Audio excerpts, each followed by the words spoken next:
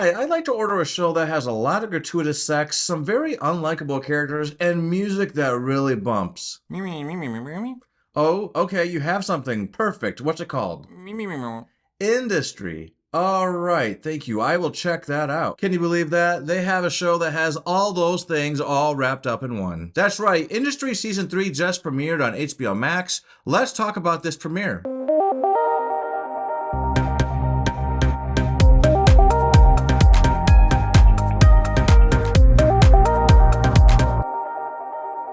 At the end of last season, Harper got stabbed in the back and left in the cold. She got fired.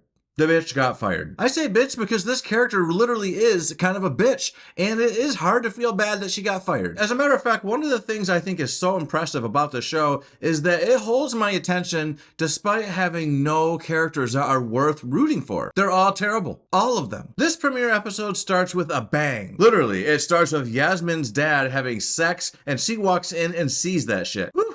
Therapy is not going to be enough, and I'm saying that because seeing that scene made me feel like I needed therapy, and he's not my father. As a result of whatever scandal her father is involved in, Yasmin is getting hounded, photographers are following her, people are trying to ask her questions because everyone just wants to know, and they think she knows where he is. Eric Tao is enjoying the fruits of his labor. He's finally made partner, and he's been given his first assignment. Fire somebody big. The higher-ups initially suggest that he fire Yasmin because of the controversy that's going on of her father and all the heat and publicity she has around her, but it ends up being the poor Irishman that takes the hit. Elsewhere in the world, Harper has chopped off all her hair and now she is basically a secretary assistant, somebody who is not as badass as she was in the previous 2 seasons. She's been knocked down a peg and now she has to build her way back up, but this is Harper we're talking about. You know she is not going to stay down. One thing I thought was kind of fascinating and probably makes for some awkward conversations around the dinner table is the fact that she still rooms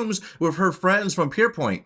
That's got to be kind of interesting because she got fired by them and they still work there. How does she feel about that? How do they feel about her? It seems complicated. Harry Lawtey really gets to show off a bit of his acting chops in this episode. Robert, who started an inappropriate and toxic relationship with a client, gets put through quite the surprise when Nicole randomly dies after they sleep outside all night. I was kind of surprised that they decided to fall asleep outside, and I felt so bad for Robert. This guy is going through a lot of emotional turmoil. You can really see that he is not the confident guy that he was in season 1. He has been knocked down a peg as well, and there is just something really remarkable going on with him, and just seeing this scene, you know that it's going to really impact him. And in fact, it does, and it leads to a very powerful emotional scene later on in the episode. Harry Lawtey really did a good job. If I were to pick a character in the show that is a little bit likable, it would be him. So there you go. That's a compliment. The way this show portrays the business, it seems insanely toxic and just terrible for your mental health.